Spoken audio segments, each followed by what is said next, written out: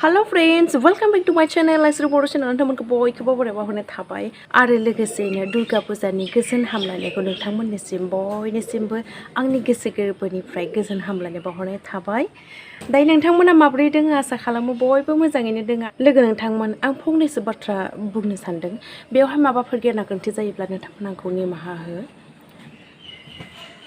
मा होनोब्ला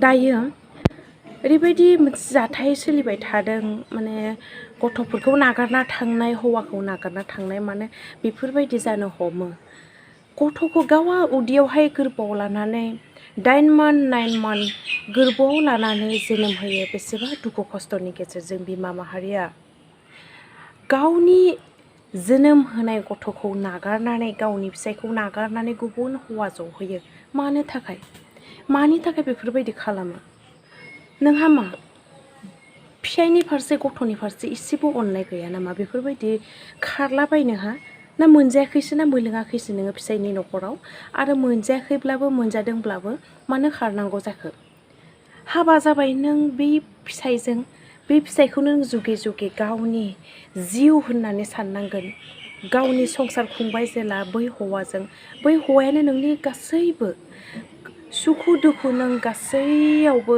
हौवाजों नों गसंथेफानो हानांगोन गासैखौबो दुखु सुखु सहायनो हानांगोन हौवाजों लोगोसे माखासे प्रब्लेम्सफोर फैयोब्ला नों हौवाजों लोगोसे मदद होफानो नांगोन मा न'खरनि गासै जेंना जेंथि फैनायनिफ्राय खारनानैसो नोङो आजादि गाव हारसिं बेलेग हौवाजों जफैनानै मोनजागोन होननानै गोजोनै मोनजागोन नों सानदों नामा एसेबां दुखु खस्थ'नि गेजेरजों फिसाया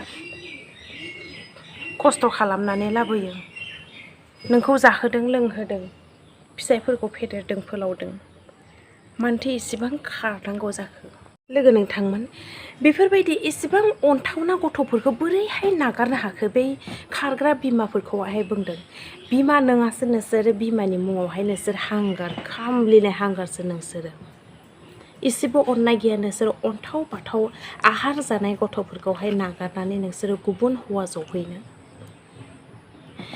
नोंसोरो दायो गोजोनै मोनजागोन नोंसोर सानदों नामा गोजोनै संसारखौ खुंलांनो हागोन बै हौवाजों गोदान हौवा जायजों जदों बैजों गोदानै संसार खुंफिननो गोदानै रायजो जाफिननो गोजोनै संसारखौ खुंलांनो होननानै नाथाय बियो माब्लाबाबो साक्सेस जानो हानाय नङा मानो होनोब्ला नोंनि जोनोम होनाय गथ'निनो सानसे सावनांगोन बै गथ'आ इयुनाव देरोब्ला जेब्ला बुजिनो हानाय जागोन अब्लानिया बियो सोंखारिगोन नोंखौ सोर बिमाया आंखौ जोनोम होआमोन बे गथ'आनो नों जोनोम होनाय गथ'आनो नोंखौ साव होगोन सानसे समाव बै नों जोनोम होनाय गथ'नि खुगानिफ्राय ओंखारनाय गाज्रि मोनसे सोदोबानो दुखुजों ओंखारनाय मोनसे सोदोबानो नोंनि थाखाय गाज्रि जाहैगोन बेखौ मोनथिखाना ला नों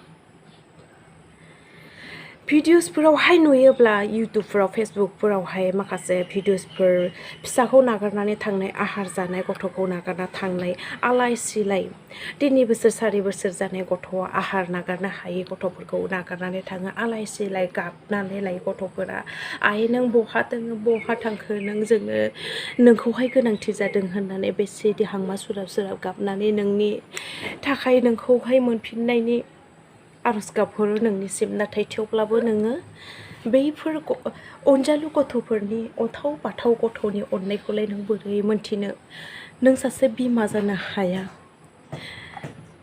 जाय हिन्जावा फिसानि फारसे एसेबो अननाय गैया गाव जोनोम होनाय गथ'खौ नागारना थांनो हायोब्ला आरो बै हिन्जावनि गोसोआवहाय मा दङ साननानै नायदोसो लोगो नोंथांमोन एसे अन्थाव बाथाव बेफोरबायदि आहार नागारनो हायै गथ'खौनो थांनाय खारनाय बेफोरबायदि नुदों जों ओरैबायदि दुखु नाङो गोसोआवहाय सानखांनानै गथ'फोरनि मोखांखौ नुनानै ओरैबायदि दुखु नाङो गाबनो ओंखारलायो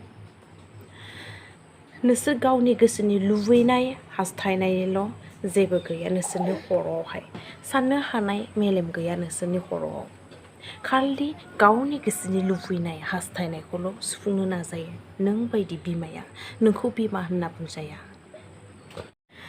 बेफोरबायदि माखासे बाथ्राफोरखौ आं बुङा नङा थानो हायैनि बुंगारबाय भिडिअ खालामनांगौ जाहैबाय। मानो होनोब्ला एसेबां अन्थाव बाथाव आहार नागारनो हायै गथ'खौनो नागारना थांदों। माबायदि हिन्जाव आरो गुबुन हौवा जहैदों। मासे लेथ्रा गोसोनि हिन्जाव नों।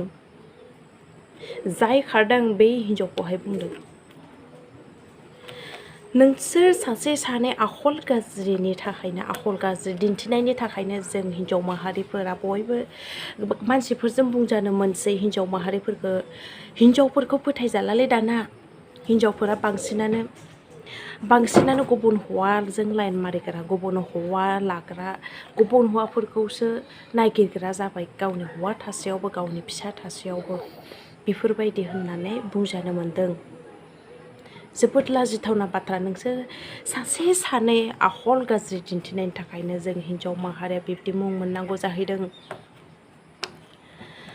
स्टप खालाम नोंसोर जायफोर आरो गोसोआवहाय साननानै दोङो हाबा जानाय बा फिसाय थानाय। नोंसोरो जायफोर दायो गोसोआवहाय साननानै दं गुबुन हौवाफोरजों लाइन मारिगासिनो दङ, गुबुन हौवाजों खारनो दायो धान्दा लागासिनो दङ, बेखौ स्टप खालाम। साननाय गैया नामा नोंसोरहा गथ'नि फारसे एसेबो अननाय गैया नामा? आं हौवाफोरखौबो एसे जाय खालामो बिसोरखौबो बा हौवाफोरनि फारसेबो आं एसे बुंनो सानदों, नोंथांमोना गाज्रि दासान। मानो होनोब्ला हौवाफोराबो मोनथिनांगौ जाय हिन्जावफोरा जुदि कन्टेक्ट खालामोब्ला, हिन्जावफोरा लाइन लानो नागिरदोंब्ला, हाबा जानायब्ला, फिसा थानायबा बिसोरजों लाइन मारिनो नाङा। मानो होनोब्ला बिसोराबो संसार जिउ दोङो। जुदि बे लाइ होयोब्ला नोंबो लाइ लायोब्ला बेफोरबायदि खालामोब्ला संसारा धंस जालांगोन नोंनिबो आरो बै हिन्जावनि न'खरनि फिसाफोरनि जिउआ संसारा धंस जालांगोन। बेनिखायनो आं हौवाफोरखौबो एसे बुंनो सानदों, नोंथांमोनाबो बा हौवा गासैखौबो बुंनो थाङाखै आं, जाय बेफोरबायदि साननानै थायो बेनिफ्राय गोजानाव था, जाहाथे रावनिबो संसारा गाज्रि जाया, दुखु मोना, फिसाफोरा आलाय सिलाय जानो नाङा, बिमा मावरिया जानो नाङा, बिफा मावरिया जानो नाङाथों। आरो खायफा हौवाफोरनि गेजेरावबो जों नुनो मोन्दों, हौवाफोराबो गासै हौवाखौनो बुङाखै आङो, सासे सानै जायफोर बेफोरबायदि गाज्रि खामानियावहाय थांदों, जायफोर बेफोरबायदि गाज्रि खालामदों, नोंसोरखौहाय बुंनो थांदों आङो। नोंसोरबो फिसा हिन्जाव थाखानानै गुबुन हिन्जावखौहाय बोरै गुबुन हिन्जावफोरजों लाइन लायो गावनि फिसा बिसि थासेयावबो। बेनिखायनो जाहाथे नोंनि संसारखौबो नायनांगोन, बै हिन्जावनि संसारखौबो नायनांगोन। बेफोरबायदि हौवा थाखानाय, फिसाफोर थाखानाय बेफोरबायदिखौ जुदि मिथिखायोब्ला बेफोरनिफ्राय गोजानावनो थानो नांगौ। मानो होनोब्ला नोंनिबो संसारा धंस जालांगोन आरो बै हौवानि न'खरनि संसाराबो धंस जालांगोन। आरो हिन्जावफोरखौबो जायफोर गाज्रि खामानि बेफोरबायदि मावदों आरोबा बेफोरबायदि साननानै थादों, आं नोंसोरखौहाय बुंनो थांदों। आरो लोगो नोंथांमोन आरो सिख्ला नोंथांमोननिसिमबो आं फंनैसो बाथ्रा बुंनो सानदों। जायफोर बेफोरबायदि साननानै दोङो बा सोरबा हौवा बेहा बिसि फिसाफोरबो दोङो, बा नों सिख्ला, नोङो हाबा जायाखै, नोङो सिंगोल, नाथाय बेवहाय नोङो बोरैबाफोर गोग्लैफ्लांदोंब्ला बेफोरनिफ्राय गोख्रैनो जानगाराव थाखा। मानो होनोब्ला बिथांमोननि लाइफनि खोथा, बिथांमोननि संसारनि खोथा, संसार खुंनायनि खोथा, फिसाफोरखौ नायनायनि खोथा नोंबो सान। बेनिखायनो बेफोरनिफ्राय गोजानाव था। रावनिबो संसारखौ सिलिंखार खालामनो, रावनिबो संसारखौहाय धंस खालामनो जोंहा उदिगर गैया। बेनिखायनो जों मोजाङै था, गोजोनै था, जोंनि लाइफखौ मोजाङै दालां आरो रावनिबो संसार खुंनायावहाय बेफोरबायदि सिलिंखार खालामनो नाङा। गोजोन्थों।